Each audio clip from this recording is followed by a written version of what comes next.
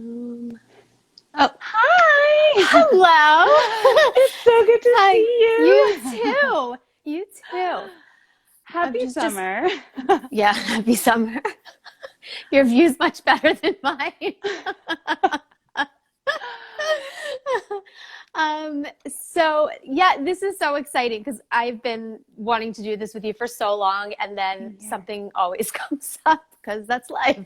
That is life. And we are parents and we are professionals. And so if anyone tuning in has a lot to balance, just know that we are right there with you. And we're still able to use certain tools that we'll talk about tonight Yes. to break those habits, transform it into something bigger and better using the science of flow. So you're in the right place. Yes. Yes. Yes. We are all balancing so much and everything comes at us full force every day. And, Every you know, day. I always say it's not a matter of, and you'll probably say this way more eloquently than I will, but it's never a matter of finding, just being in one spot because everything's always constantly changing. And so you Yes. have to be able to be adaptable rather than avoiding it or pushing it away because you have too much. Absolutely. And I like to say, we're both parents, right? So my daughter is a great example of just being super agile and just seeing something unfold and rolling with that and then adapting to another thing and Mm-hmm. another person. And Mm-hmm. it models for me what I hope Mm-hmm. to be. Yeah. But as adults, we get locked into such patterns that becomes scary and uncomfortable. So Yep.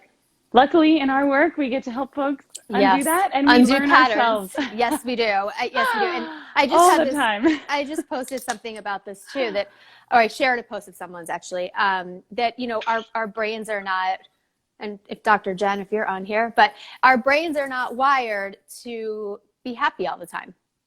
That's just Yep. not how we're built. We're built to be adaptive and to be able to kind of fit where we need to. So, Yeah. constant chronic happiness is not, it's not that it's pessimistic, it's just not realistic. I like to say I'm one of the happier people I know, Yes, and I I'm would not, agree with that. and what I say, the second part of that sentence is, and I'm happy about half the time. Do you know what I mean? Yes, Like, and I'm one of the yes, happiest people I yes, know, and it's yes, about 50-50 that I'm yes. not That's right. happy, whether it's That's right. another emotion of disappointment, of shame, of Mm-hmm. fear. Mm-hmm. And so that's real. I love that And because so I would agree. You do seem like one of the happiest people I know. and I And you're think right. It's 50%. Yeah, you're and it's right. 50%. And that's what I say more so. Like I had an awesome morning, like and I know mentally, internally, that means tomorrow morning is almost definitely not going to be as awesome as today. Mm-hmm. And I'm signed up for that. That is Mm-hmm. part of just being a human.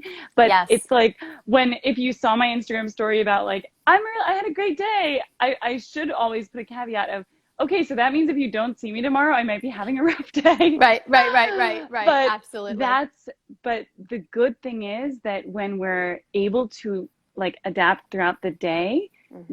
then it's never catastrophic in the Correct. same Yes. way that it could have been maybe Yes. years ago or before knowing any tools, or maybe as we were Yep. children to Yep. just feel like things were totally out of control and not Mm-hmm. fixable or not Mm-hmm. able to be evolved into something that would really like teach us. Like every day that is Agree. tough, I learn a lot more. Yes. Um, And and it's, then I I like think, because reset my brain on the good days. exactly. And I think because a lot of times as kids, obviously, and also as adults, a lot of people have this dichotomous view, right? Of you're happy or you're not. And there's Yeah. very little gray area. But the truth is that it's never this way or this way. And I think what you're talking about, that catastrophic fall that Yeah. you take, not only does it invalidate the mood, good or bad, but it sets you up for a much higher fall. And that's Yes. a learned pattern. That's a learned way of thinking. And Yeah. so, we'll definitely touch on that. So I guess I'll introduce myself first for those that Yes. don't know me, and then I'll Wonderful. have you introduce yourself, and then, kind of get into your work and what you do Yes. and talk about how patterns are related to that. So for those of you that don't know who I am Dr. Jamie Zuckerman. I'm a clinical psychologist outside of Philadelphia.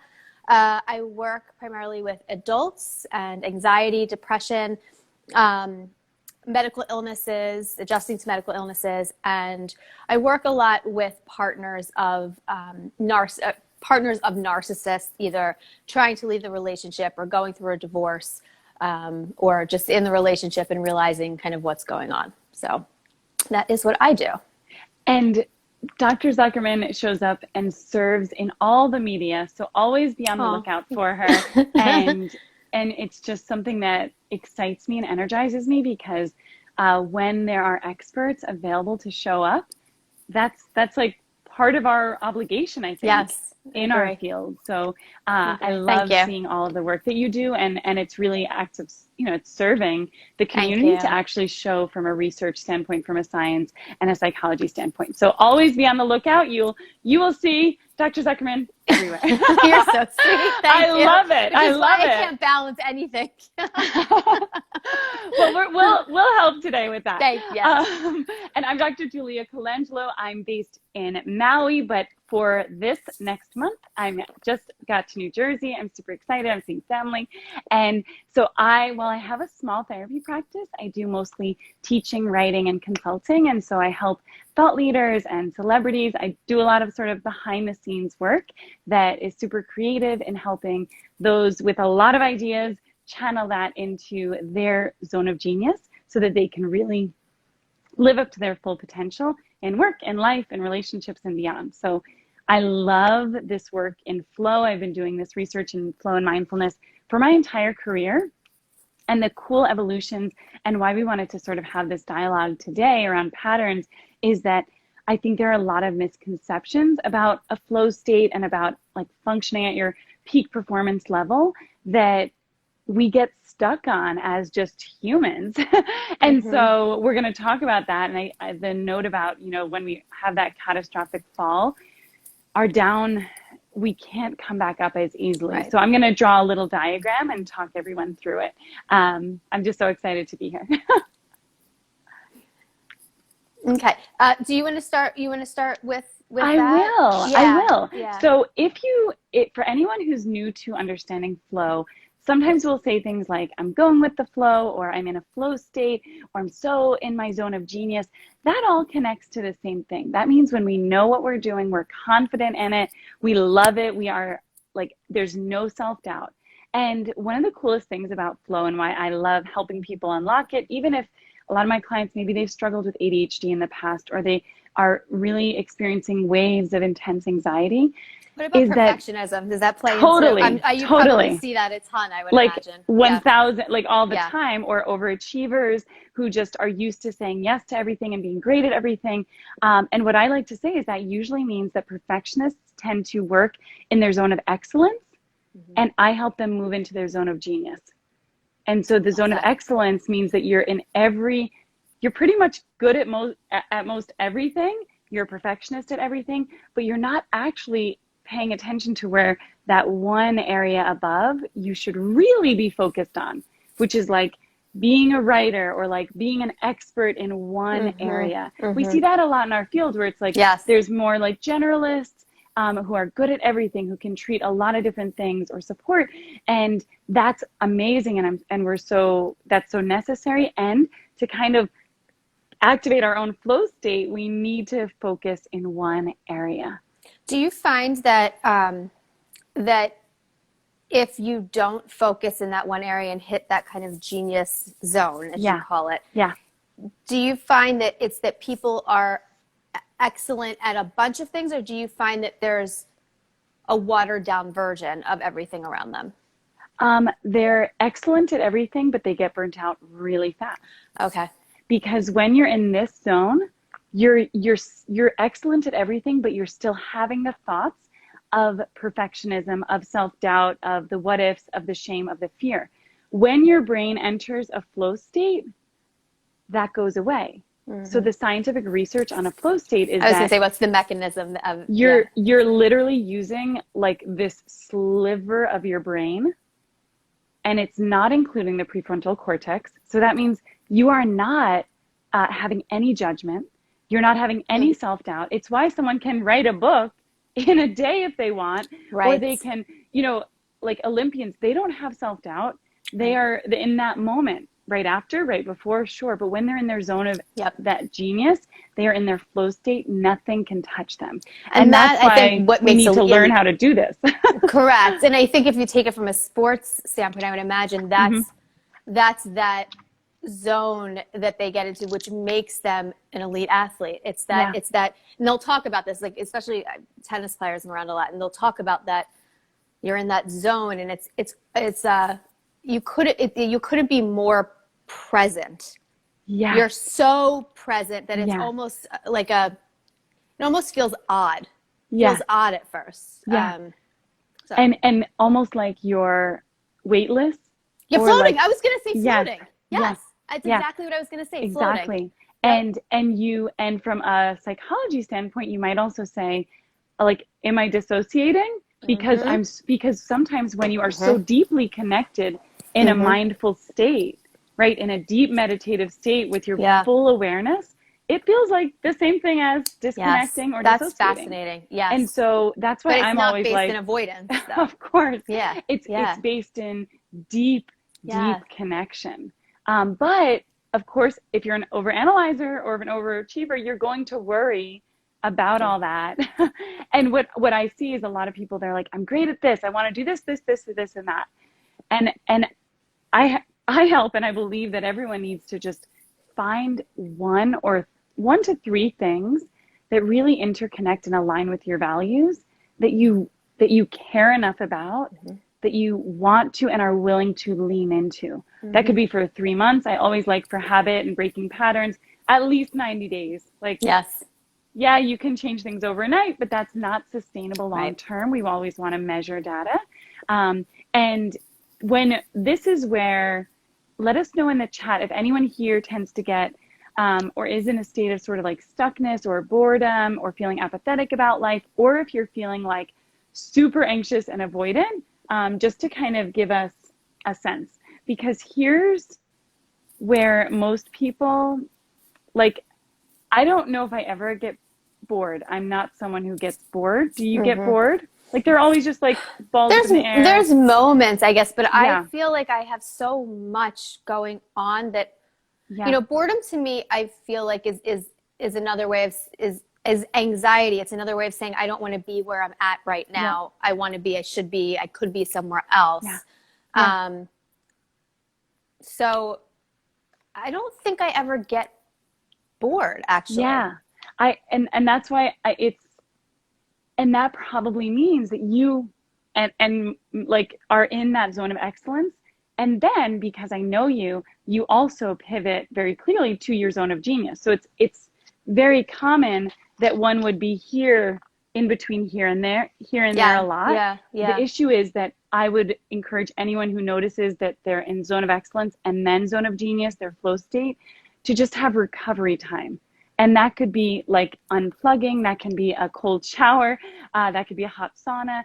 After your genius zone. Yes, because otherwise you get burnt out. How long does a genius zone last for? Yeah, it can, like, usually it's 90 minutes plus. I mean, it can go on for hours because you lose track of time, because your brain is not judging anything. And that's why I know you and I share that sometimes we maybe stay up a little later. And I think part of that What do you mean? No, we don't. and like, not too late. But for me, I love offering that to myself. It's like a gift. I feel it's indulgent. It feels, because guess what? If I enter a flow state at 9:30, 10:30, I don't have to worry about losing track of time. Because everything is expansive and available. And it feels, and that's like a gift. That's an act of radical self-love and care. I love that analogy, because I'm thinking again, they bring up the tennis analogy again. I'm thinking that in those moments, you're right. You lose track of time. You feel like you're floating. You're so, and again, it's not driven by avoidance. It's driven by like pure, like mindfulness, present, focused kind of, but after that, there's a little bit of a crash, which I guess is going back to your zone of excellence. But the evening part, to even if you're in that zone of genius for 90 minutes, 20 minutes, there's almost like a larger question that nighttime. I agree with you completely. That's when it is. It's like a gift to myself. I'm ready. I'm ready to enjoy it. It's not a bad thing for me. I actually look forward to it. Yeah. You know, that's why I said to you that the revenge sleeping thing, because it's not. It's I'm not bad. fighting anything. I'm actually pretty content. What's, I think we share this, right? Like there's this deep mindful awareness that, okay, so like if I hit a certain hour, then that just means the next day, like for me, I remove something from my schedule. I take an extra break. I can shift things around so that I'm never in that state of like hurting, like my I gotta work on that one. Yeah, I'll help you. I gotta work on that one because I know I don't do that. Yeah. I just know I'm going to be tired. So I kind of mentally prep for being tired. Yeah. But, you know, for those of you that are watching, if you're hearing us say like, we're up later and you're thinking, but how is that good? You should be in bed, 9 o'clock, 8 hours, 8 to 10 hours. Like, it's not the kind of sleep where you're ruminating and you're worrying about everything you have to get done the next day. And if that does come up for you, which is normal, you're able to take it and put it out here and return to center. And so it's a different kind of staying up than, what we're used to. And it's like intentionally choosing it, intentionally engaging. Like, and if you saw, I'll like give last night. So I did like a live with an author. I then like did some fun color coding of like a color palette online that was totally fun and inner child and creative. And then I did some writing. I mean, it was like playtime. Yeah. And then it's like, great, okay. Like have my last sip of tea and wind down. That's right. And that, like, it's the same. And I think it's also when we're thinking of patterns, when you become a parent, when you enter a new stage of life, when there's this reopening of the world and things, and then maybe like all these potential shifts, I want everyone to know that there is no shame in creating your own routine.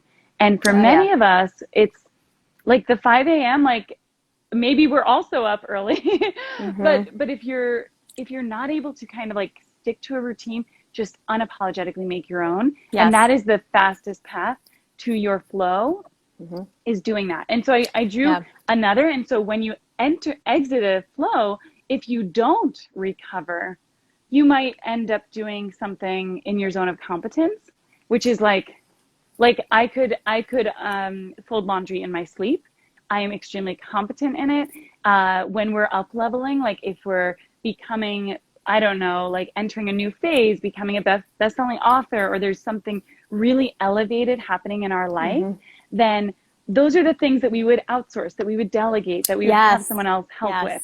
But for many of us, maybe we're like, well, I'm still doing that. So I recommend that could actually be an intentional recovery activity. Okay, so when I'm exiting my flow state, like let me look at that laundry and just like instead of a screen. The worst thing to do after a flow state is to watch TV or watch any screen because then you crash and burn faster, as opposed to. So you have to kind of do a stage-wise approach going down. It's going to make it easier to come back up the next day. Interesting. And I'll show you another little doodle that I'm. So let me ask you. So when we're in our state of excellence, and you're saying like laundry and all the stuff that's in our competency level, if we are in a stage of excellence majority of our time, then the other stuff that's kind of our day-to-day tasks that sometimes we kind of just do mindlessly that have to get done because they have to get done because they have to get done.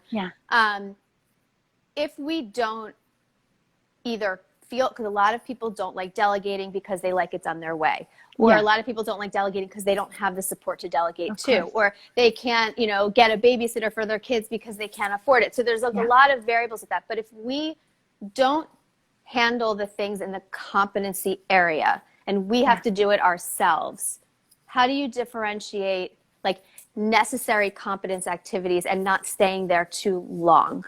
Does that make sense? Yes, it does. And so what I would recommend is the competence. Some people only want to stay there because they feel like at least I can fold my laundry. And I would say the same, like, great, like, honor that that's like on days that I'm having a rough time, at least I made the lunch, or at least I consumed the lunch. Maybe couldn't even make it, right? But I stepped through something in my zone of competence. I thought you were going to ask about what if people just stay in that zone of excellence and teeter between that and competence. And that's where most people right now are. And they're they're burnt out. Yeah, they're completely burnt out. Yes. And because they're trying to do everything perfect. Yes. And they're not doing the 1 to 3 things that they're yes. actually meant to do. Like when we talk about life purpose, letting go of the clutter, pulling back certain responsibilities to finally focus. Like for some people, it's the book. It's that like media opportunity. It's if you teeter too much, it messes with you. And then there's like, you don't have time enough to honor who you really are. And that's where we have like a midlife crisis, or we doubt ourselves, or we end up feeling like, wait, like, is this really what I want to be doing with my time? Like I should be doing something else.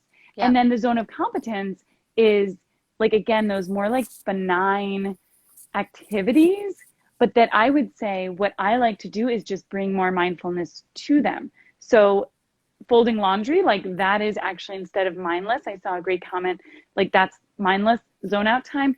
It can also be like tune in time. So it's the time to reflect after a flow state and be like, wow, I got that insight. And now I'm like really aware that this is like a nice fabric.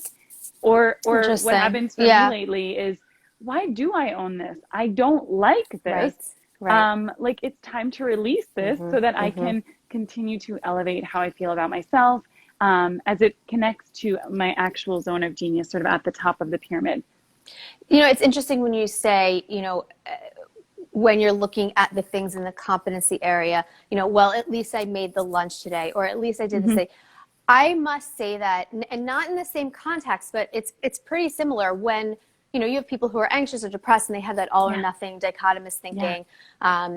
One of the things that we work with people on is identifying the things that they behaviorally, that they are doing that are under the umbrella of happy. Because everyone will say, what's your goal? My goal is to be happy. And I always joke, and I'm like, well, cool, me too. But what does happy look like? If I was videoing you with my phone, what would I see you doing? And, you know, it's very difficult for people to get out of using emotion words. So if I can't see it, it's not real. It's kind of how I approach it with them. And so they'll start to identify tasks that they did kind of in the same way that you're doing. And they'll say, well, I guess no, I did do my laundry today. And you start to pull out these things that they did to kind of counter that I did nothing today. Because I think what they're really saying is, now that I'm hearing you, I didn't make it to my zone of excellence today. And what they really want is even the zone of genius. Correct. But it's okay. And this is probably why it's happening. So I'm going to draw the flow channel. I love these I'm like so into these like markers. Diagrams. I love markers. I have too much fun. I'm not apologizing. So most of us end up like pandemic this time in the boredom and apathy. So we're kind of like in this zone of competence. We're moving along life. Maybe we hit something good, but we're never like, that breakthrough in the middle of the night, or like super creative. And that's like, from a system standpoint, right? We might just be trying to get food on the table and trying to get through another day. And that's okay. What I want you to know, and what I'm about to show you, is how you can still activate flow, even if you feel like you don't have any opportunity to. And then the others, like, let's say perfectionists, or people who fall into like deep compare and despair, that's all over social media or anywhere, they end up compare and despair. Oh yeah. I've never heard that. Oh yeah, and comparisonitis. I mean, comparison, but compare and despair. I love that. Okay. It's like I think it was like 10 years ago. It was not related to social media because I was not on social media then. Right. But yeah, that's what I help people with. Yeah. Huh. And then when you're in your zone of genius, you don't think about anyone else. You don't think about it. It doesn't matter. It's why people sometimes they'll ask me, or some people will ask to my clients when I work with them. They're like, how does it seem like nothing can touch you? Things touch you. It's just that more often than not, like that 51%, they don't. Whereas the normal person, Yes. 90% of the time, probably, Yes. they are impacted by a like, an unlike, an unfollow, Yes. a nasty look on the sidewalk, a near, like something driving. That's not how we're meant to live. So Correct. flow helps with all of that. And then the people that like get super anxious and then avoidant, they try to do things. They try to go from their zone of competence to their zone of genius, and it creates immense anxiety. Yes. And so what do they do then? Like They you drop. said, crash and burn way Right. below. They Correct. would have been better off just being bored and apathetic. Because they set their goals. I mean, I look at it from a goal standpoint, I guess. Yeah. They set their goals too high, and then they fail at them. They feel worse. So I tell people to set insultingly small goals, not necessarily to complete the task, but to gain a sense of mastery, to gain a sense of accomplishment, self-esteem, all of that. So they don't crash and burn. And this is your flow channel. So it's in between the two. So how do you access that if you're bored? The first step would be to do something that's a little bit of interest to you, that you have a bit of a skill in. This could be, you mentioned tennis. So it could be hitting one more time. Like, I don't know, I forget the rules of tennis. Don't shame me. But like hitting like a one number better, like 1 point better, one swing that was just a shift better, that would bring you closer to your flow channel. And where a lot of the research says that a flow channel is like one line, I really, from a holistic standpoint, believe it is this ebb and flow. So sometimes we're in, like, you win a tennis match and you feel really good and you're totally aligned, or you have like an awesome media appearance and you hear, or maybe it's like, you made your kid smile. And so you're on like, maybe like it's not an extreme I love how they made the kids smile below the media. I'm not saying for you. I'm saying for people that I've helped. No, but I mean, it's brutally honest. It is. And I'm trying to think of. But I think it's because it's more self-derived. And there would be a ton of them. So maybe this is one every 10 days. Right. Not in your case, every day for you. But this is like 30 times a day. You're making your kid smile. 100, whatever it is. So it forces you to be really present in the moment to catch these things. Yeah, but the more you notice them, then you're excited. Yeah.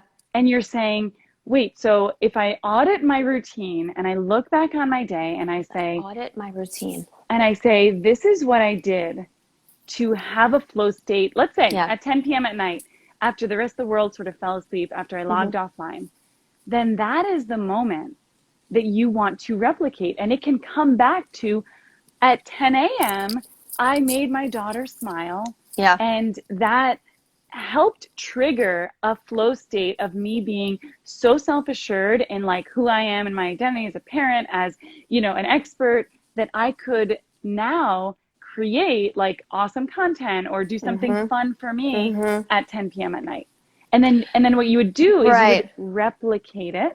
Yeah. You're being your own best researcher. Those of you that have a therapist or a coach or a consultant or in a program, lean on them, utilize them for this.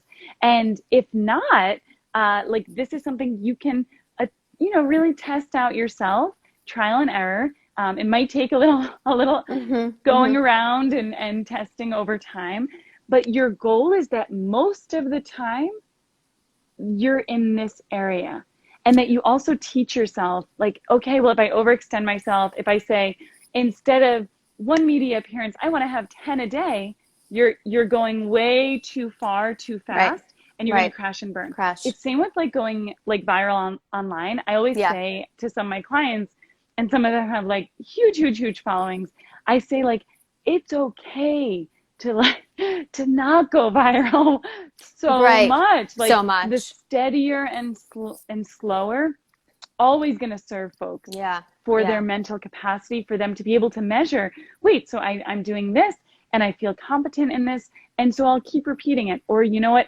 this was like a shriek moment, this was too much for me, so let me not repeat that to stay in my flow zone. Where does the flow zone, so in the first chart that you had where you have genius zone, and where does the flow zone fall on that diagram? Yeah, I would say it's like, it's all here, But Okay. if you're a human, like I am, then it's like it really is this overlapping of excellence Okay. because So you're kind of dipping into it, dipping out, dipping in. yes, because Okay. if you don't have like a personal assistant, two house cleaners, five nannies, like if you don't live the most privileged lifestyle, you will always be attuned to supporting your environment, your Yeah. community. Maybe if you have a child, you will always be needing to show up. And I think that actually makes us better people. If we are literally only in our flow state, we will be disconnected from reality. We won't have any sense for what's going on. We might become like too full of an ego, and Right. we I was would going to say, not. is that where a narcissist would lie? Or no, it's No, different. Okay. it's different because this Okay. is something that is cultivated and needs to be I like, see. this is like mental training. I see. And Like it they're not, takes a lot, right. They have but, they but, need awareness and insight. but Yeah. someone who is, and I can tell you because some of the clients like have expressed that maybe they've been known for certain behaviors, but what happens is that it's like that lack of appreciation. Like I have a flow state and I'm like, oh yeah, like this is amazing. Super, super grateful after the fact in it. Like this is amazing writing it out. And I think a lot of people that like, that's why it's, I think, a dangerous idea to think of flow as only superhuman, because it actually would make you like out of control and Out of control. unsustainable Interesting.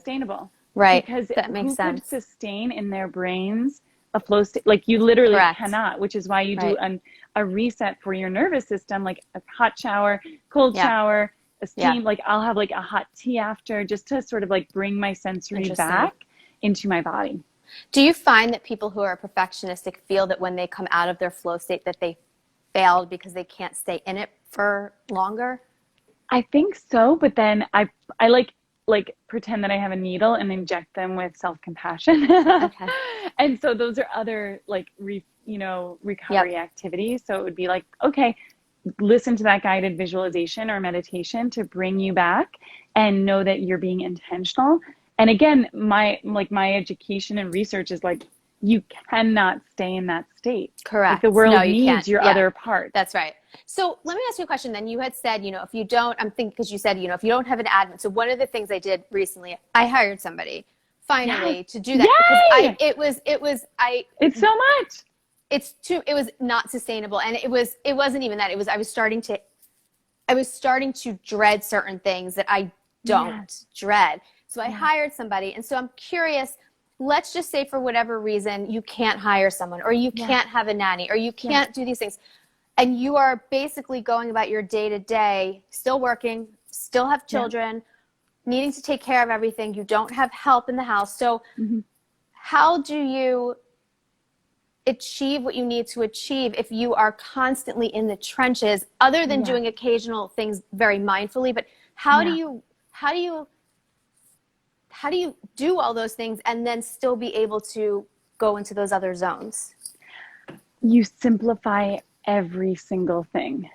Okay. So this is when, if you're saying, well, I'm with this kid or that kid and then this activity, you pull back.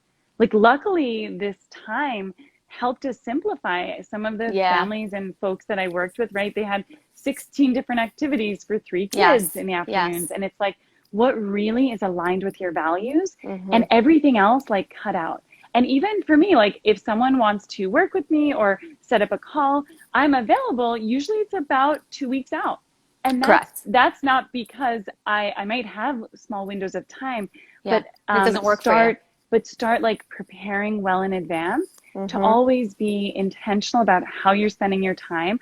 Also, so that's one, always aligning with your values. Yes. Period.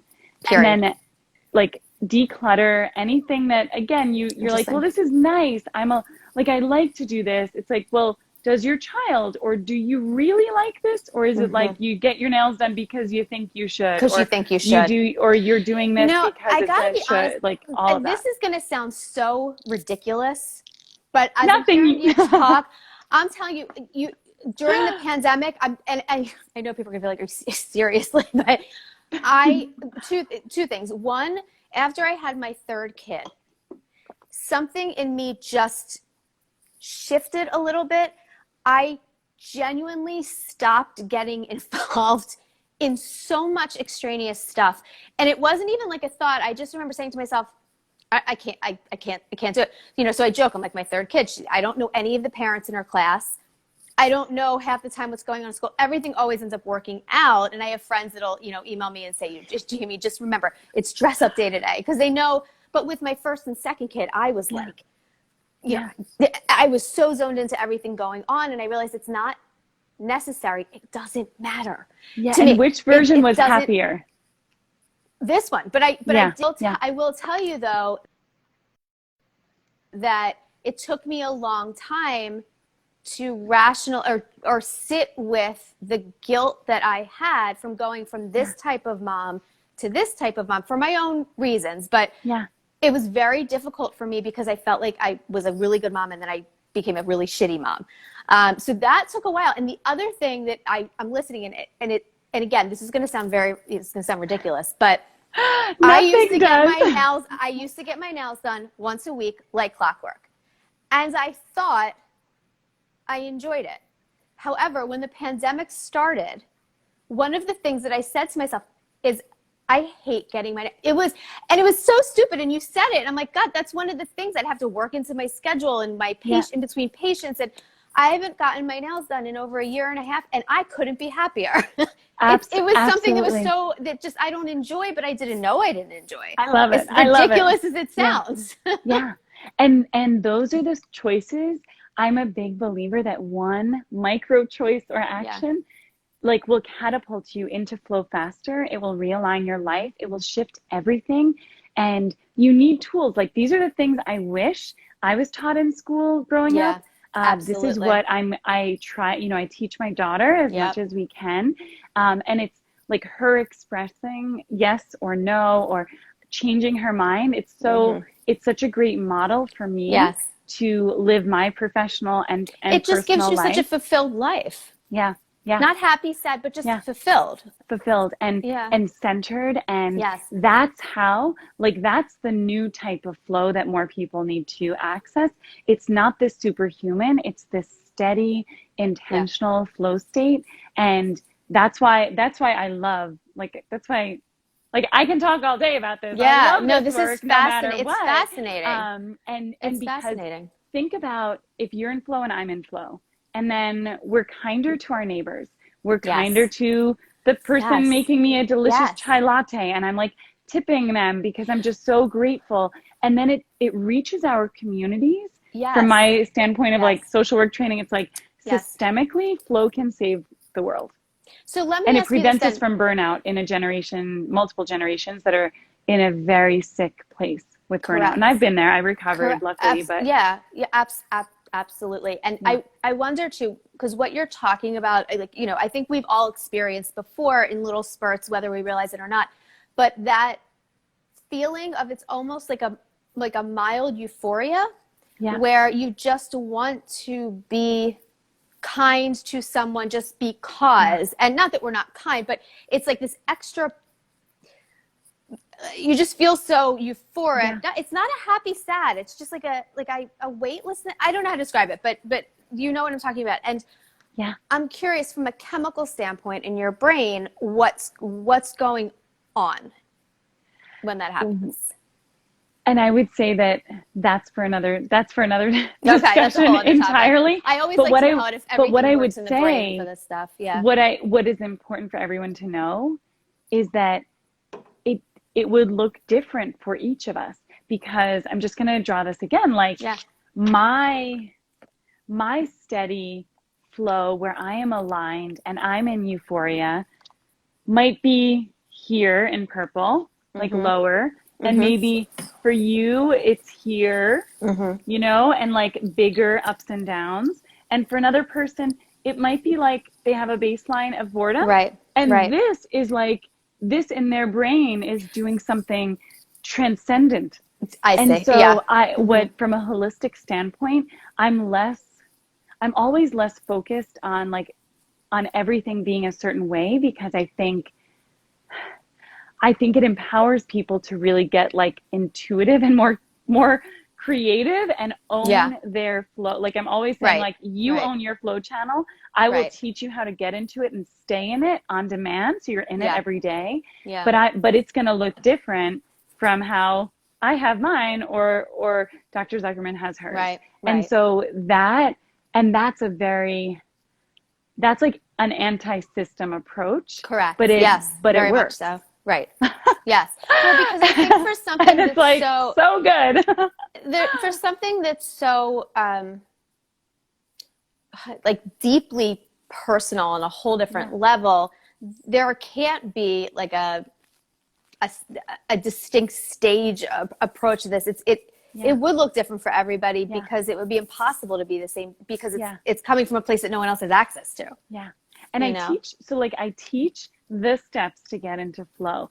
And that's where people like in Flow School, it's a program that I run. They're sharing their examples and I'm giving feedback, right? So they're saying, well, this is where I want to enter flow. Some people want to enter flow in relationships. Some want to in a specific, like writing a book, a specific task that's a priority based on their values.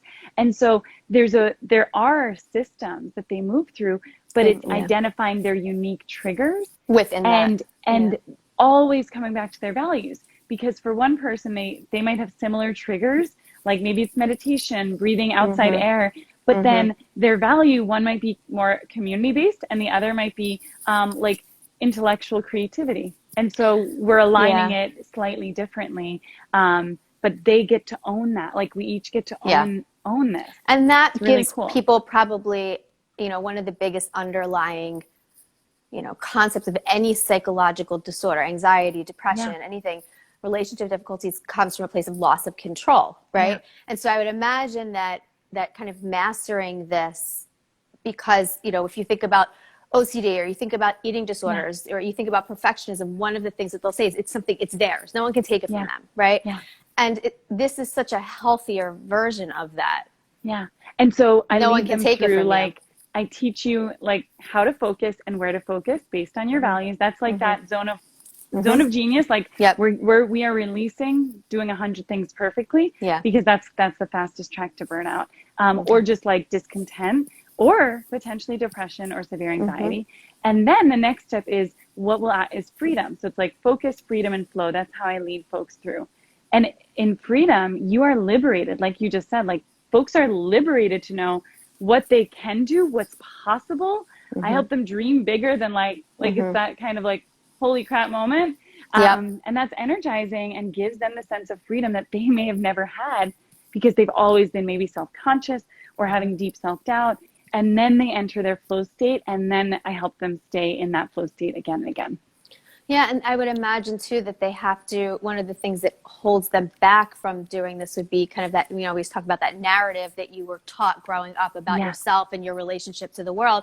And, if you have a narrative of self-doubt, your needs don't matter, or, you have to take care of everybody else, or people can't be trusted, whatever your narrative is, that I guess was where the patterns come into play, because in order to do what you're talking about, you have to be willing to let go of that narrative. Yeah. And that's why like in Flow School or in any of the work I do, we do a lot of this identity auditing, and then we do a life remix of like if you could literally create a life, what would it be? And what most people find is that their version of a remix is like 5 degrees beyond what they really have right now. Right. It's never like I would live in a fully different place with totally different partner, it's always like, I just want to be able to sleep or take 2 intentional vacations a year, or write that book, or do something that really like aligns with my values. And that makes our work extremely focused and possible. Like that's like, I'm like, I guarantee certain things will happen because it's always simpler than we think.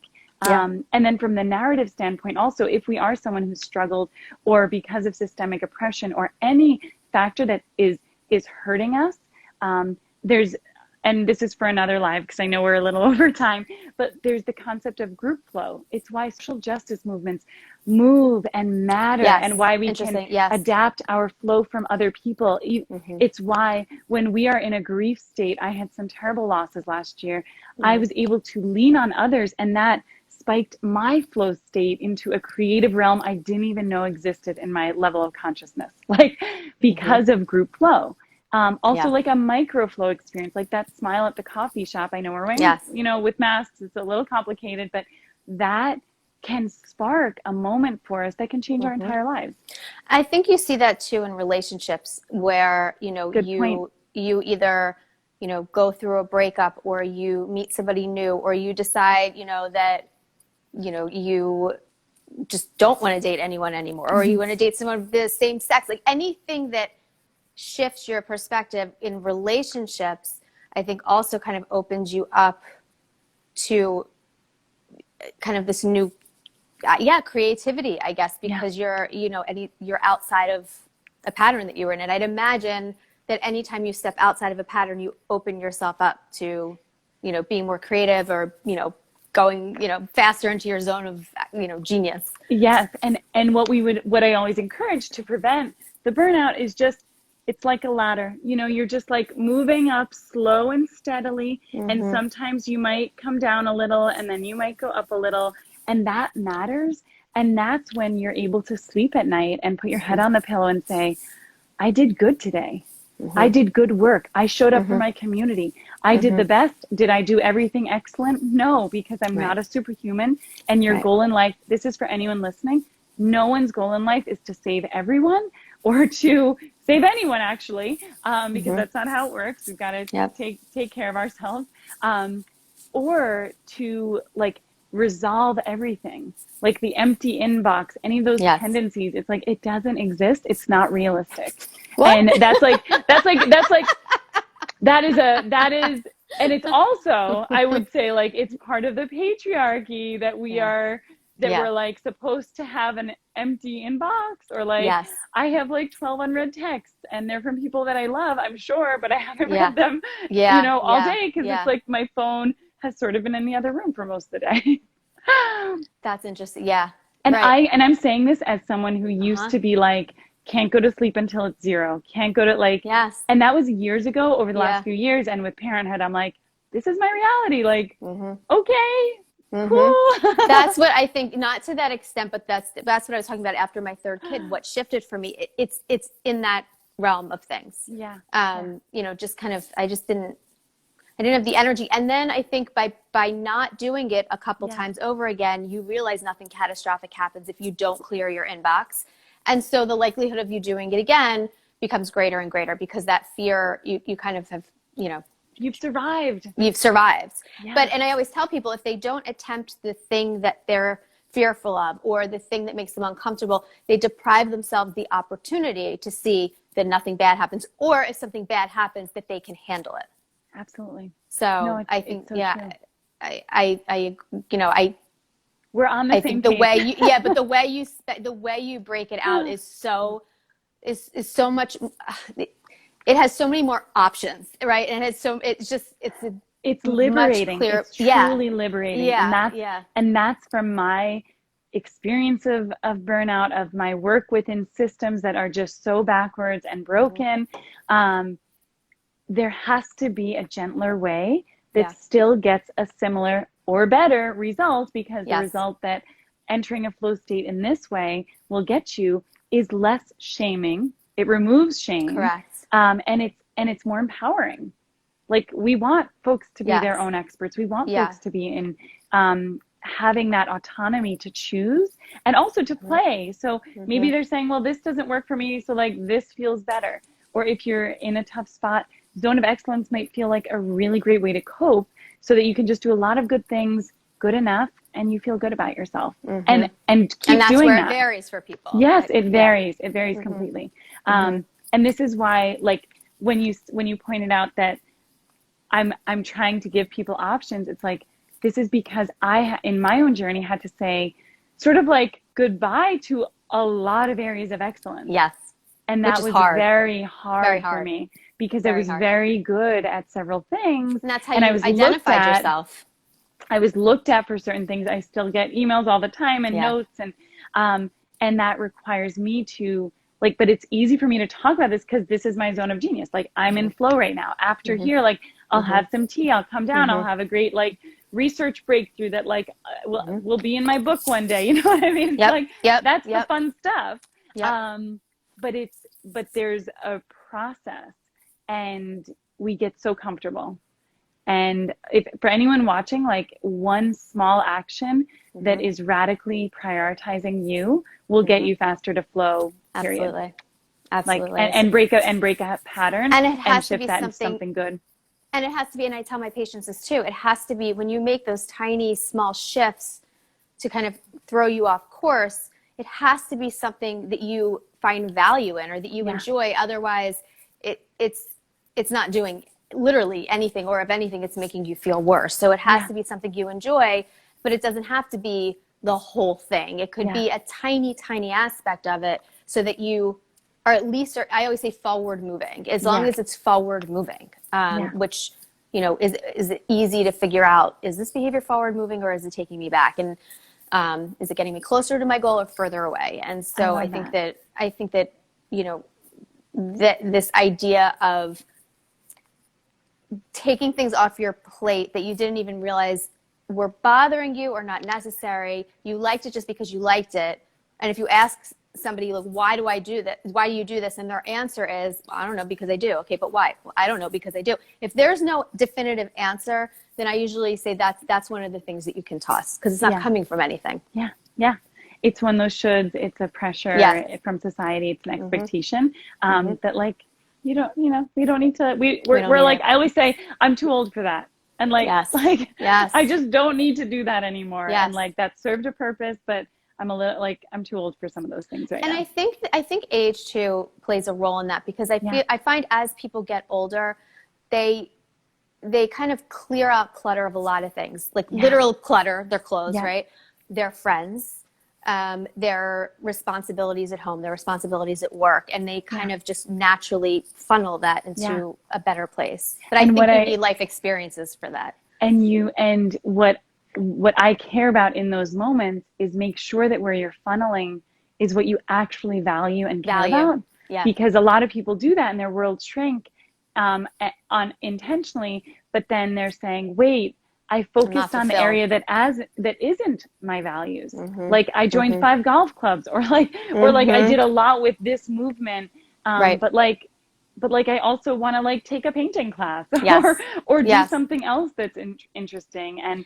And so like I help and teach, like, let's just like prevent all those midlife crises, stay, you know, and always come back to your values. It's true. And, you know, as far as the value work goes, the reason why that's so important is every behavior, thought, emotion, it's couched in your values. So if you're doing things that don't align with what you value, even though you think you're expanding your world, you're making that like behavioral repertoire, so to speak, smaller in not a good way. You're doing it out of avoidance, right? Rather than towards your values. And it ends up creating more anxiety and more depression. Exactly. I couldn't agree more.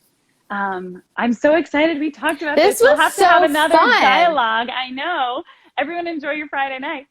This was great. Thank you. I know. If anyone wants to learn more about flow, you can message me. You can join us in Flow School. It's so much fun.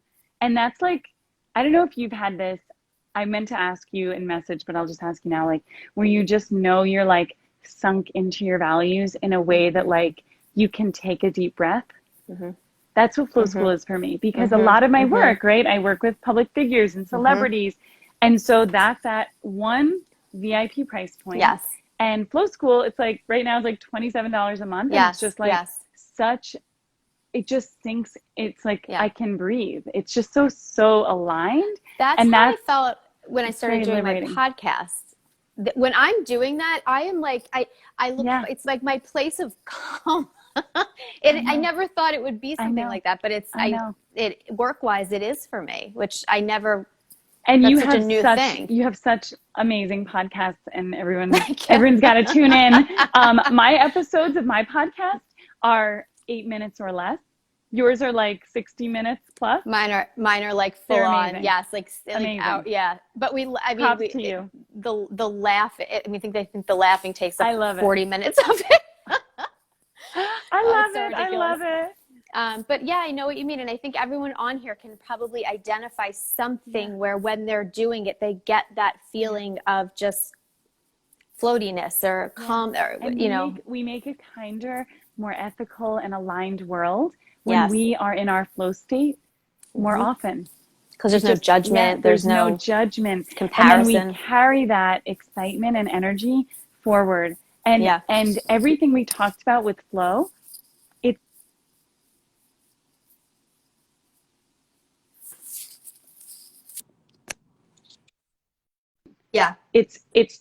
it's creating your own flow, and that's that's within your reach. So I am so grateful. We'll chat soon. This was awesome. You're Yes, amazing. Absolutely. Happy weekend, everyone. And we'll see you soon, I'm sure. Thank you, guys.